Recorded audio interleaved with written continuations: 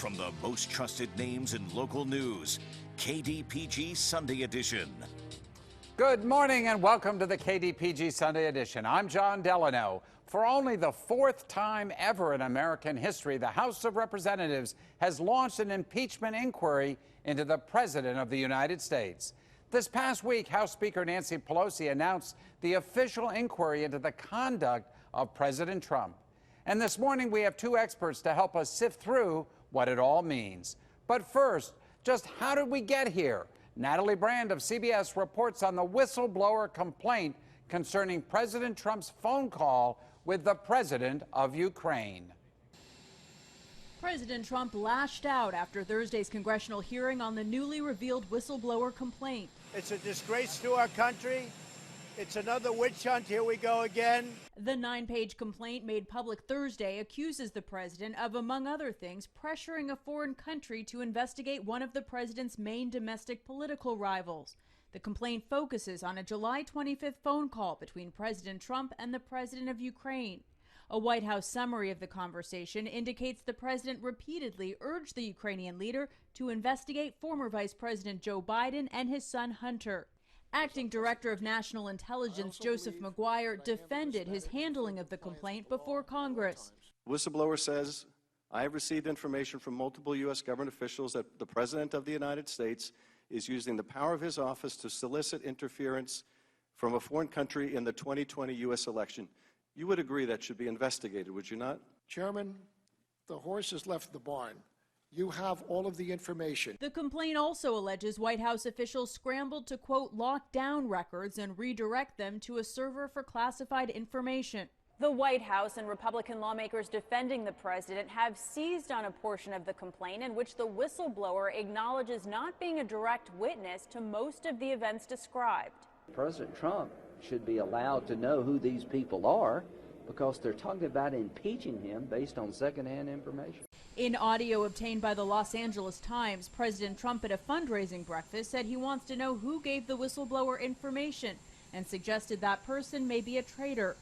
You know what we used to do in the old days when we were smart, right, with spies and treason? We used to handle it a little differently than we do now. The New York Times reports the whistleblower is a CIA officer. Natalie Brand, CBS News, Capitol Hill. Now, this morning on the KDPG Sunday Edition, we want to dive into why Congress has decided to take the rare step of an impeachment inquiry. Dr. Andrew Simpson is an assistant professor of history at Duquesne University with a focus on 20th century U.S. history and policy. And Dr. Michael Poznansky is an assistant professor of international affairs and intelligence studies at the University of Pittsburgh, working in the Graduate School of Public and International Affairs. Gentlemen, welcome to the show. It's good to have you and your expertise with us. Let me start, Andrew, first with you. High crimes and misdemeanors, that's the standard in the Constitution for impeachment. It is a very rarely used process, isn't it? It is. As you mentioned in your introduction, John, this is really only the fourth time that the House of Representatives has initiated an impeachment inquiry or an impeachment proceedings against the president. Now, they've done it 60 times in the past, so it has been used largely against other sort of executive office officials or judges. In fact, the 8 convictions have been federal judges. There's never been a conviction of a president in the U.S. Senate, and I think people need to understand that impeachment is really an indictment. It's not a conviction. Indeed. So we've had 2 trials in the U.S. Senate, Andrew Johnson and Bill Clinton. Neither of them failed to garner the 2/3 majority needed. I think it's also important to remind viewers that this is actually an impeachment inquiry and not an impeachment. That's right. This basically is an investigation into what happened. And what really brought this to light this past week, Michael, and this is your expertise, has to do with the CIA, with those who are involved in our intelligence services, and whistleblowing, which is a very fundamental and protected right in the country because that's how we find out what's going on behind the scenes. What exactly is going on here? So it's first important to note that who constitutes a whistleblower itself is a bit of a controversial term. Some people would refer to whistleblowers as leakers. Whistleblowers kind of an affirmative term for individuals who expose abuse within the government, waste, fraud, and abuse. Right. And so what's happening here is apparently, according to the New York Times, we have an intelligence official who had heard secondhand that the President of the United States was pressuring the Ukrainians to investigate the Bidens, potentially in exchange for releasing military aid that has since been released to the Ukraine, which they're using to combat Russia. Yeah, to be clear, the president had stopped the aid from going this summer to Ukraine, and he did not release it until just recently, after he had talked to the president of Ukraine and tried to convince him to investigate Joe Biden. Is that right? That's right. It's important to note for viewers that Ukrainians are in a tough spot right now because you'll recall in 2014, Vladimir Putin and Russia annexed parts of their territory, the Crimea, and there's been a low-level simmering war in eastern Ukraine. So this military aid package from the United States to Ukraine is pretty essential for their security. And this was duly authorized by the Congress, this aid, and so for the president to stop it would seem to be violative of law. I don't know. What do you think, Andrew? Well, I think it's important to note I'm not an attorney.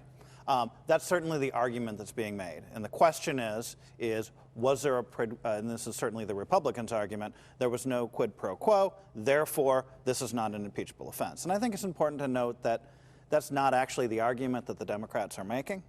The arguments the Democrats are making is, look, even by implying that you want to involve a foreign government in the 2020 election, this harks back to investigated complaints in the 2016 election. And this is an abuse of power and abuse of the office, regardless of whether you explicitly said on the phone call, I'm not going to give you military aid unless you give me dirt on Joe Biden. Right. So that's part of the sort of political dynamic that's at play. I want to come back to the whistleblower and the intelligence services, because if I understand correctly this process, the whistleblower finds out information that he or she, and we don't know who this person as of our recording this show on Friday, we don't know exactly who this person is. And I think the expectation is that at some point we'll find out and that person will end up testifying, at least behind closed doors. But at this point, we don't know who it is. He or she finds the information or finds out information, writes it up in quite a cogent report, and then the Inspector General confirms that the information, even though secondhand, is credible. Is that right? Is that the process that's used? Yeah, it's close. So effectively, the whistleblower in the intelligence community takes their complaints to the Inspector General of the entire intelligence community.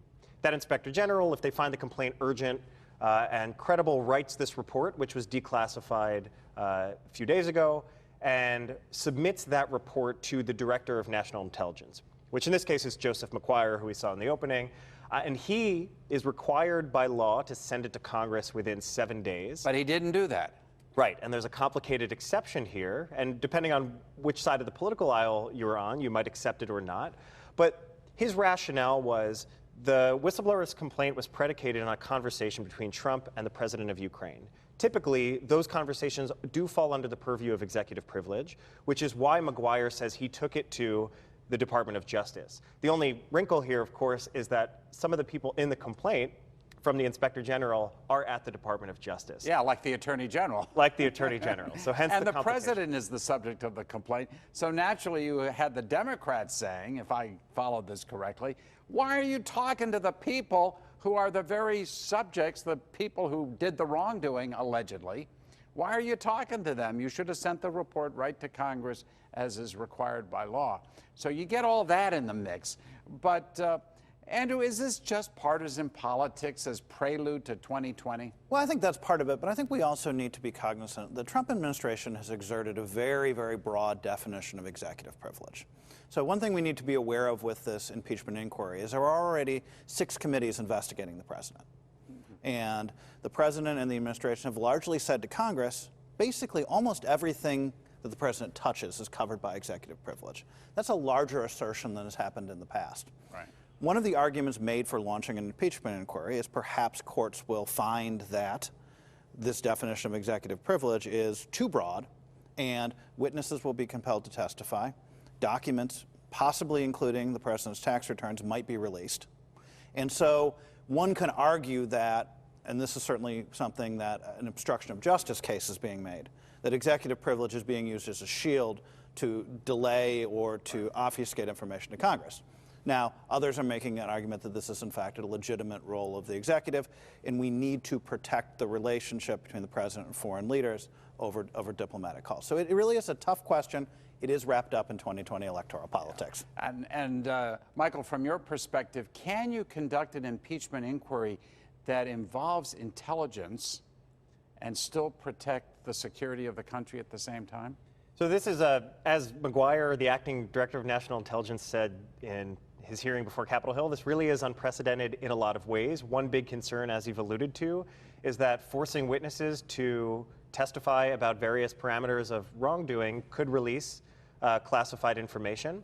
I think in this case it is important to note, though, that at least in terms of the memorandum of the telephone call that was released. Yeah, and let's be clear, that is not a transcript. Everyone calls it a transcript, but nobody knows the exact words. It's either partial or a description of what went on. That's right. But it's not word for word accurate. We don't know. Right. And it's worth noting that... Is there audio?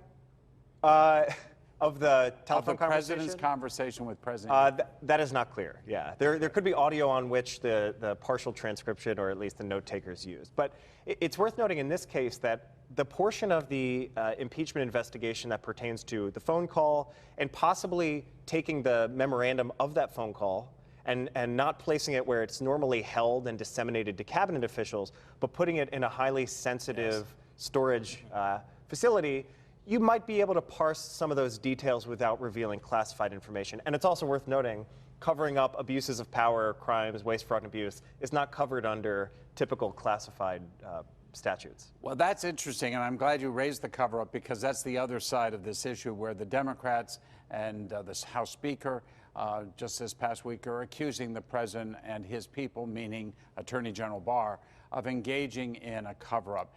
In impeachment proceedings, cover-ups seem to be almost as important as the very act itself. Is that right, Andrew? It does. And if we think about the articles of impeachment that were raised against Richard Nixon, and of course Richard Nixon resigned before he was formally impeached. One of them was obstruction of justice and being accused of covering things up. That was also a charge that was brought against President Clinton. The difference, of course, is with President Clinton, the cover-up or the potential perjury wasn't related to national security issues. Right. Rather, it was related to sexual affair. It was an extramarital affair. So that didn't raise some of the same issues about classification in the intelligence community. And I think Director McGuire was right to note that this is unprecedented grounds for an impeachment. Johnson, in 1868, was impeached for violating the Tenure of Office Act. Also not something we'd think of as being involved with the intelligence community, certainly right after the Civil War. So it'll be interesting to see how this plays out and whether this notion of classification does affect the investigatory process. Yeah. Do you think there will be articles of impeachment before the end of this year? You know, that's unclear. There's no real time limit on when this impeachment inquiry has to be conducted. It's also not clear as to what the limits of any articles of impeachment might be. If we look at past precedent, more articles of impeachment were introduced against President Nixon than were eventually voted on. The same with President Clinton. So the Democrats could choose to offer a number of articles of impeachment, not all related to this, maybe drawing from the Mueller investigation. They might not.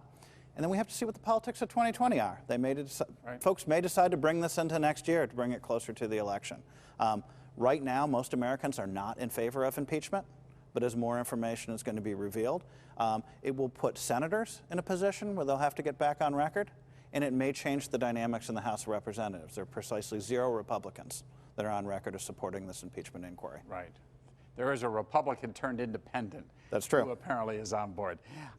Gentlemen, thank you so much for being with us. Your expertise in the security, national intelligence area, and of course the American history of impeachment has been invaluable to us, and we thank you both for being with us today. Thanks, John. Again. Thanks, John. Still to come, we take a deeper dive into the hottest neighborhood for real estate in the region. Can you guess what that is? When the KDPG Sunday edition continues. Stick with us.